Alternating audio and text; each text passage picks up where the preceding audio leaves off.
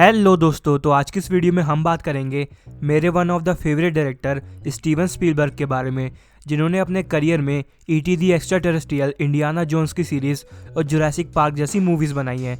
तो चलिए इस वीडियो को शुरू करते हैं। तो स्टीवन स्पीलबर्ग का जन्म 18 दिसंबर 1946 को हुआ था और उन्हें बचपन से ही फिल्मों में बहुत ज़्यादा इंटरेस्ट था। यहाँ तक कि उन्होंने सिर्फ 16 साल की उम्र में ही अपना फिल्मी करियर स्टार्ट कर दिया था, जहाँ पे उन्होंने 1962 में जब वो 16 साल के थे तो एक मूवी बनाई थी, जिस मूवी का नाम था एस्केप टू नोवेयर। ये 40 मिनट की एक मूवी थी जो कि उन्होंने अपने पैसों से बनाई थी और इस मूवी को पहला प्राइज़ मिला था फिल्म फेस्टिवल में। इसके बाद जब वो 18 साल के थे यानी कि 1964 में उन्होंने एक और मूवी बनाई अपने पैसों से, जो मूवी थी फायरलाइट। और इसके बाद 1968 में उन्होंने एम्बलिन नाम की एक मूवी बनाई थी और इसी मूवी के नाम पे आगे चल के उन्होंने अपना प्रोडक्शन हाउस भी स्टार्ट किया था, जिस प्रोडक्शन हाउस का नाम था एम्बलिन एंटरटेनमेंट।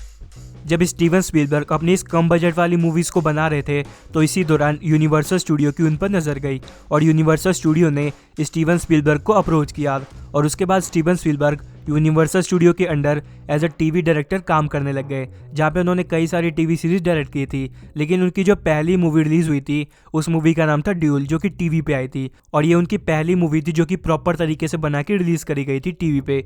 और इसके बाद उनकी एक और मूवी आई जिस मूवी का नाम था द सुगरलैंड एक्सप्रेस और ये मूवी उनकी पहली मूवी थी जो कि थिएटर में रिलीज़ की गई थी।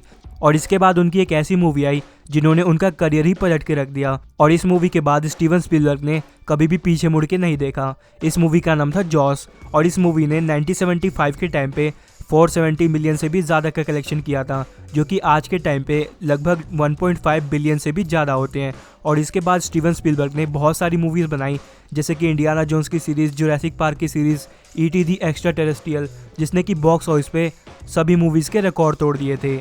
तो अगर हम स्टीवन स्पीलबर्ग की मूवीज़ की बात करें तो उनकी मूवीज़ मेनली साइफाई एडवेंचर ही होती है, चाहे अगर हम बात करें जुरासिक पार्क की, इंडियाना जोन्स की या जॉस की या फिर ईटी दी एक्स्ट्रा टेरेस्ट्रियल, ये सारी की सारी मूवीज़ एडवेंचर साइफाई के अंडर ही आती है।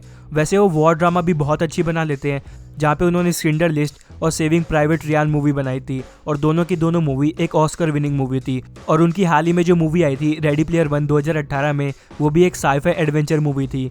हालांकि आगे चल के उन्होंने एक एम्बलिन एंटरटेनमेंट नाम से अपना प्रोडक्शन हाउस भी खोला और अब उनकी सारी की सारी मूवीज़ इसी प्रोडक्शन हाउस के अंडर बनती है। और आज के टाइम पे उन्होंने 100 से भी ज़्यादा मूवीज़ या तो डायरेक्ट की है या फिर प्रोड्यूस की है और उन 100 की 100 मूवीज़ का अगर हम बॉक्स ऑफिस कलेक्शन देखें तो $25 बिलियन होता है, जिसे कि अगर हम इंडियन करेंसी में कन्वर्ट करें तो ये होता है 1,80,000 करोड़। और वहीं पे अगर हम स्टीवन स्पीलबर्ग की नेटवर्थ की बात करें तो फोर्ब्स के अकॉर्डिंग स्टीवन स्पीलबर्ग की नेटवर्थ है $3.7 बिलियन, जिसे कि अगर हम इंडियन करेंसी में कन्वर्ट करें तो ये होता है लगभग 25,000 करोड़। तो चलिए अब हम स्टीवन स्पीलबर्ग के कुछ फैक्ट्स के बारे में बात कर लेते हैं। जैसे कि स्टीवन स्पीलबर्ग एक ऑस्कर विनिंग डायरेक्टर हैं, उन्हें 2 मूवीज़ के लिए मेनली ऑस्कर मिला है, एक मूवी स्किंडर लिस्ट और दूसरी सेविंग प्राइवेट रियान।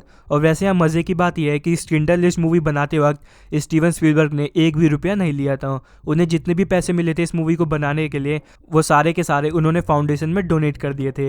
वैसे यहाँ मज़े की बात यह भी है कि स्टीवन स्पीलबर्ग इस दुनिया के दूसरे सबसे अमीर फिल्म डायरेक्टर है और नंबर 1 पे जॉर्ज लुकास का नाम आता है, वही जॉर्ज लुकास जिन्होंने कि स्टार वॉर्स की सीरीज़ बनाई है। और यहाँ पे मज़े की बात यह है कि जॉर्ज लुकास का नाम इस लिस्ट में नंबर 1 पे इसलिए आता है क्योंकि उन्होंने डिज्नी को $4 बिलियन में अपनी स्टार वॉर्स की सीरीज़ बेच दी थी। और अगर उन्होंने डिज्नी को $4 बिलियन में अपनी स्टार वॉर्स की सीरीज़ नहीं बेची होती तो अभी भी नंबर 1 पे स्टीवन स्पीलबर्ग का नाम होता। वैसे मैं आपको ये भी बता दूँ कि रियल लाइफ में स्टीवन स्पीलबर्ग और जॉर्ज लुकास बहुत अच्छे दोस्त हैं और उन्होंने अपनी दोस्ती पे एक फिल्म सीरीज़ भी बना रखी है। दरअसल हुआ ये था कि स्टीवन स्पीलबर्ग जेम्स बॉन्ड के बहुत बड़े फ़ैन हैं और वो जेम्स बॉन्ड की एक मूवी डायरेक्ट करना चाहते थे, इसलिए वो गए कबी ब्रोकली के पास जो कि जेम्स बॉन्ड की मूवीज़ को प्रोड्यूस करते हैं और उन्होंने उनसे कहा कि वो उन्हें जेम्स बॉन्ड की एक मूवी डायरेक्ट करने को दे। लेकिन इसके लिए कबी ब्रोकली ने मना कर दिया क्योंकि उनका कहना था कि अभी तुम एक बड़े डायरेक्टर नहीं हो, जब बन जाओ तब आ जाना।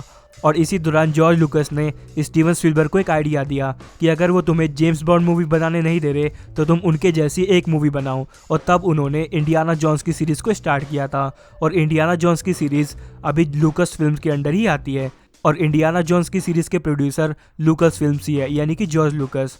तो इन सभी चीज़ों को देखते हुए ये तो साबित होता है कि स्टीवन स्पीलबर्ग एक बहुत ही अच्छे डायरेक्टर थे और उन्होंने इस दुनिया को बहुत ही अच्छी मूवी सीरीज़ दी है, जैसे कि इंडियाना जोन्स और Jurassic park.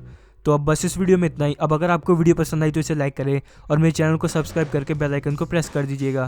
Thanks for watching this video. मिलते हैं आपसे अगली वीडियो में, तब तक के लिए बाय।